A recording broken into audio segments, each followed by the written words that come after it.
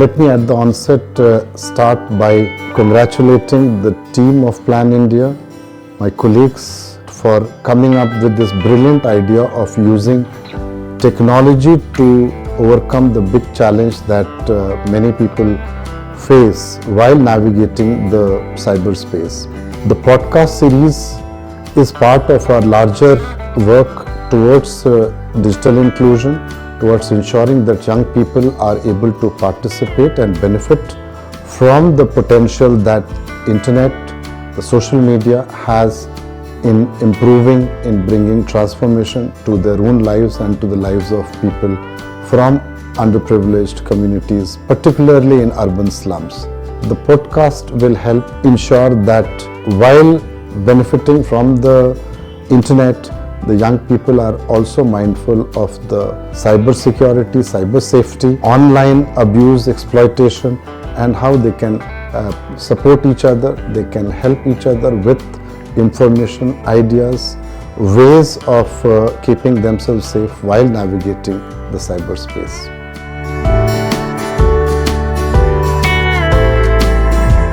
Namaste and welcome everyone on Suraksha Cyberwala, a Plan India initiative.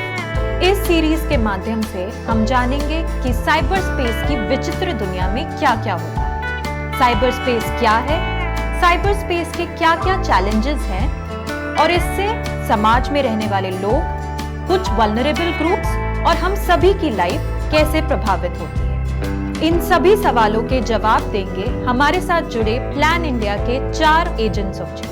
तो क्यों ना आप सभी हमारे व्यूअर्स के लिए अपने आप को इंट्रोड्यूस करें। हेलो, मेरा नाम श्रेया है और मैं प्लान इंडिया से 2023 से जुड़ी हुई हूँ। मैं एक स्टूडेंट हूँ और मैं नीट की प्रिपरेशन कर रही हूँ। हेलो, मेरा नाम विशाल है और मैं प्लान इंडिया से 5 साल से जुड़ा हूँ और एक अभी स्टूडेंट हूँ। हेलो, मेरा नाम पूनम है। मैं प्लान इंडिया से लगभग 10 सालों से जुड़ी हुई हूँ और मैंने इसमें बहुत सी एक्टिविटीज़ में पार्टिसिपेट किया है और अभी मैं कॉम्पिटिटिव एग्जाम्स की प्रिपरेशन कर रही हूँ। हेलो एवरीवन, मेरा नाम अर्पिता है। मैं प्लान इंडिया से 7-8 साल से जुड़ा हुआ हूँ। यहाँ पे जो भी एक्टिविटी होती है मैं उसमें पार्टिसिपेट लेता हूँ। तो चलिए शुरू करते हैं। तो पूनम, सबसे पहले आप हमारे व्यूअर्स के लिए बताइए कि साइबर स्पेस है क्या। साइबर स्पेस का मतलब सिंपल लैंग्वेज में डिजिटल मीडिया को कहते हैं। जैसे कि हम सभी जानते हैं, हम लोग जैसे अपने फ्रेंड्स से स्कूल में, पार्क में उनके साथ मिलके खेलते हैं, वैसे ही हम साइबर स्पेस की दुनिया में भी ये सारी एक्टिविटीज़ कर सकते हैं। लेकिन इसमें हमें बाहर घर से जाने की ज़रूरत नहीं होती। ये सब हम इनसे डायरेक्ट कनेक्ट हो सकते हैं सिर्फ एक सिंपल से क्लिक से।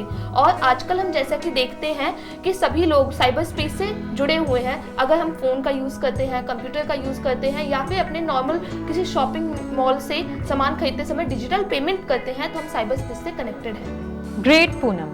तो श्रेया, हम जब भी साइबर स्पेस की बात करते हैं तो एक टर्म है जो हमेशा उससे जोड़ा जाता है, जिसे कहते हैं साइबर सिक्योरिटी। तो साइबर सिक्योरिटी से हम क्या समझते हैं और ये क्यों ज़रूरी है? तो जैसे कि हम एक रियल लाइफ जी रहे हैं, है ना, जो जिस जीवन में हम चल रहे हैं अभी, उसमें हम अपनी लाइफ को बचाने के लिए, अपनी हेल्थ को बचाने के लिए हम लोग एक अच्छी डाइट को लेते हैं ताकि हम जो अपनी हेल्थ है उसको सिक्योर कर सके। तो उसी तरह जैसे कि पूनम ने अभी बताया कि हम साइबर स्पेस में हैं, तो जब हम साइबर स्पेस में इस डिजिटल दुनिया में हैं तो हम उस लाइफ को, उस डिजिटल लाइफ को भी बचाने के लिए हमें साइबर सिक्योरिटी की ज़रूरत होती है।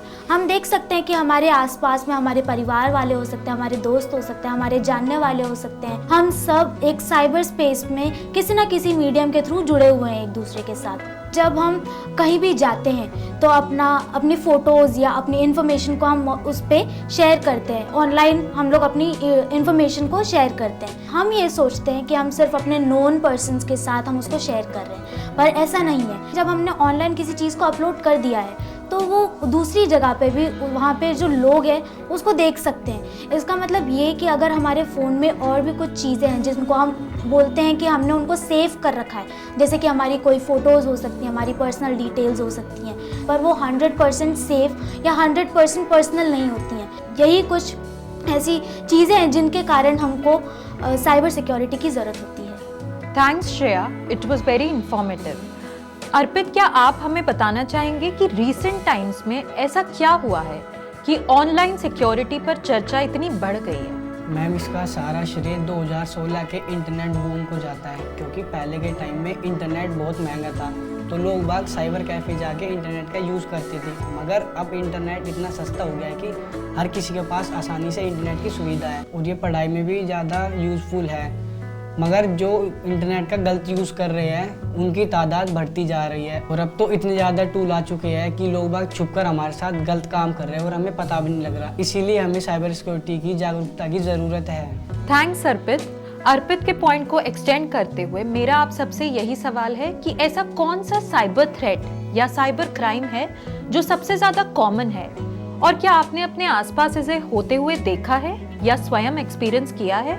यस मैम, जैसे हमें कुछ लोग अनजान व्यक्ति हमें फ्रेंड रिक्वेस्ट भेजते हैं, तो दो चीज़ होती है इसमें, एक प्राइवेट अकाउंट होता है, एक पब्लिक अकाउंट होता है।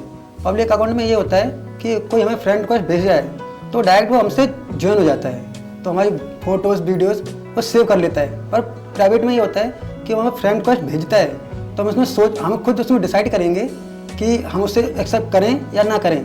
और जब कोई जैसे हमारे दोस्त हो गया, क्लिक हो, कुछ होगा तो हम उसकी फ्रेंड रिक्वेस्ट एक्सेप्ट कर लेते हैं, उससे बातचीत स्टार्ट कर देते हैं। तो जैसे पर वो ऐसा जरूरी नहीं है कि वो हमारे जान पहचान वाला हो, क्या पता वो स्क्रीन के पीछे कोई और हो सकता है, तो हमें पता नहीं है। तो हमारी कुछ जो इम्पोर्टेंट चीज़ें होती हैं, जो बातें, फ़ोटोज़ जो भी होती हैं, तो वो सेव कर लेता है और वो कोई गलत जगह पे हमारा यूज़ कर सकता है। तो इसलिए ऐसा फेक अकाउंट काफ़ी चलते जा रहे हैं, तो हमें इससे बचना चाहिए। जैसा कि अभी विशाल ने बताया फेक आईडीज़ के बारे में, उसको इम्पर्सनेशन कहते हैं। आज की डेट में वो बहुत ज़्यादा बढ़ते जा रहा है। लोग इसमें हमारे ही फ्रेंड्स की आईडीज़ को यूज़ करके, उनमें उनकी फ़ोटोज़ को यूज़ करके, उनकी पर्सनल इन्फॉर्मेशन को यूज़ करके एक नया फेक अकाउंट बनाते हैं और हमसे कनेक्ट होने की कोशिश करते हैं।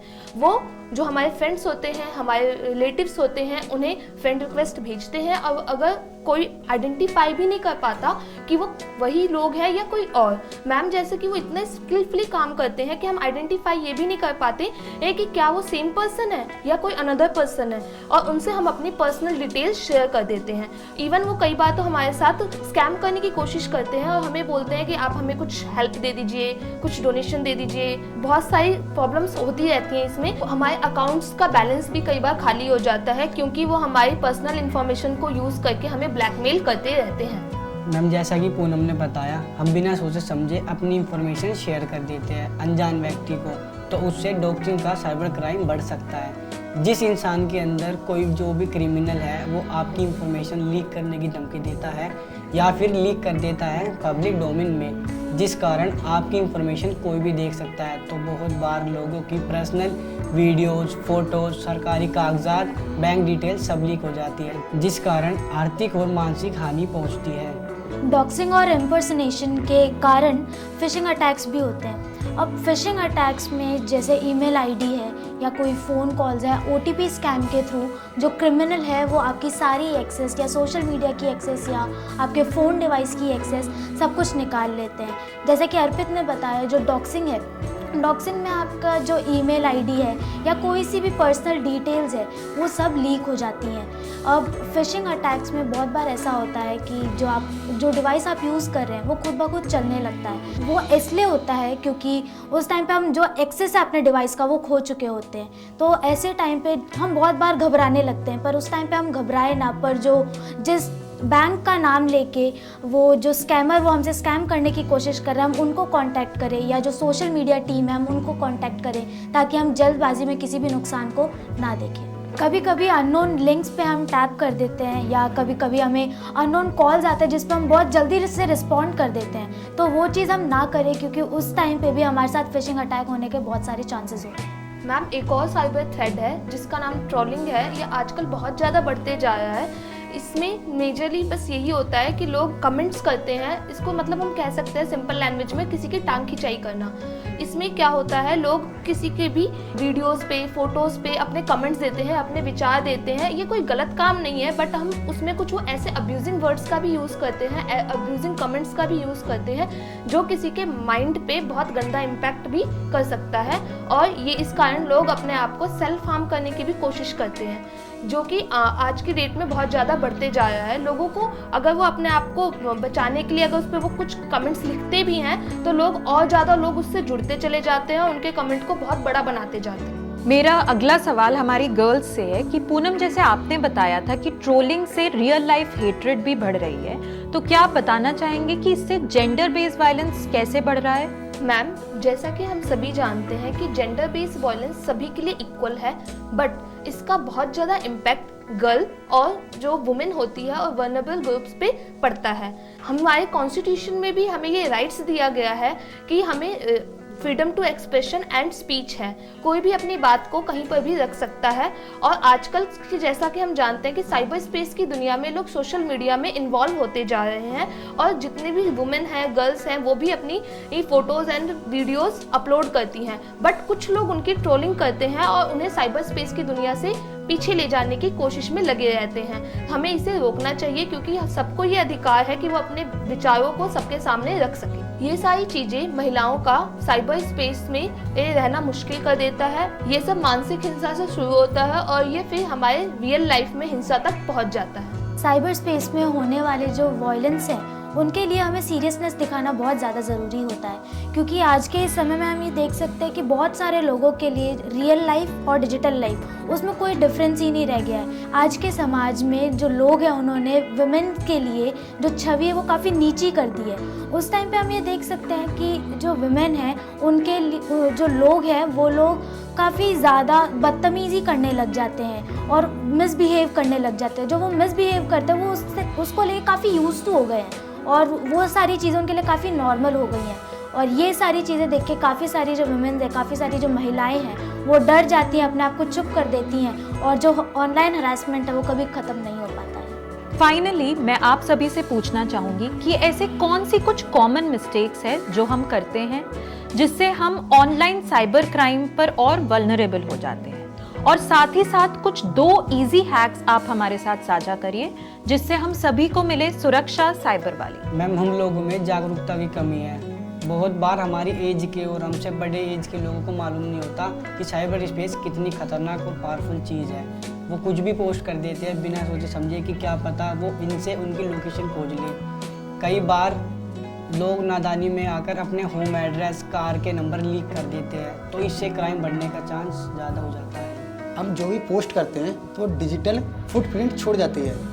हम जब भी ऑनलाइन पोस्ट करते हैं तो वो पूरी तरीके से डिलीट नहीं होता है, तो वो हमारे खिलाफ कभी भी कोई भी यूज कर सकता है। मैम, हम अपनी रियल लाइफ में कोई भी इंफॉर्मेशन किसी से भी शेयर कर दे, बट हमें ऑनलाइन किसी से भी अपनी इंफॉर्मेशन शेयर नहीं करनी चाहिए क्योंकि वो हमारे लिए बहुत ज़्यादा खतरनाक हो सकता है। कई बार वो हमारी इंफॉर्मेशन को यूज़ करके हमें ब्लैकमेल कर सकते हैं, तो हमें इस चीज़ की सावधानी हमेशा ऑनलाइन मीडिया को यूज़ करते समय करनी चाहिए। और आपके 2 इजी हैक्स? अपने अकाउंट पर स्ट्रॉन्ग पासवर्ड लगाएं और 2 स्टेप वेरिफिकेशन भी लगाएं। अपनी पर्सनल जानकारी ऑनलाइन किसी को शेयर ना करें। गलत व्यवहार करने वाले लोगों को ब्लॉक और रिपोर्ट करें। अपने पब्लिक अकाउंट को लिमिट करें या फिर प्राइवेट बनाएं। मैम, मेरा सुझाव दूसरा है। मैं कहना चाहती हूँ कि वुमेन्स अपने आप को अकेला महसूस ना करें, सब लोग उनकी बातें सुनने के लिए हैं और आज की डेट में अगर हम साइबर सिक्योरिटी चाहते हैं तो हमें एजुकेटेड होना बहुत ज़्यादा ज़रूरी है। और जो हमारी ये सीरीज़ है साइबर सुरक्षा वाली, ये बहुत ज़्यादा इम्पॉर्टेंट है क्योंकि इससे हमारे एज ग्रुप के लोगों को भी बहुत कुछ सीखने को मिलेगा और जो हमारे अडल्ट है वो भी इससे बहुत कुछ सीख पाएंगे। मैं लिसनर्स को बताना चाहती हूँ कि जैसे अगर कोई भी आपको साइबर बुली या ऑनलाइन बुली करने की कोशिश कर रहा है या कोई भी आपकी प्राइवेट फ़ोटोज़ या प्राइवेट वीडियोज़ को लीक करने की कोशिश करता है, तो उस टाइम पे हम घबराएं ना, पर जो सोशल मीडिया के जो ग्रीवेंस ऑफिसर हैं हम उनसे कांटेक्ट कर सकते हैं ताकि हम उस टाइम पे सेफ़ हो और हम इस ऐसे सारे टाइम पे हम घबराएं ना, क्योंकि हमारे पास जो सहायता है वो मौजूद है। Thank you all of our agents of change. So that's a wrap for the first episode of सुरक्षा साइबर वाली। आज के एपिसोड में हमने बहुत से इम्पोर्टेंट पॉइंट्स पर चर्चा की। आगे आने वाले एपिसोड्स में हम और गहराई में जानेंगे साइबर सिक्योरिटी और जेंडर बेस्ड वायलेंस के बारे में। तो याद रखिए, जागरूकता ही सशक्तिकरण की जननी है और इस सीरीज के माध्यम से हम आप सभी के सशक्तिकरण के लिए तैयार हैं। तो मिलते हैं अगले एपिसोड में ऑन सुरक्षा साइबर वाली।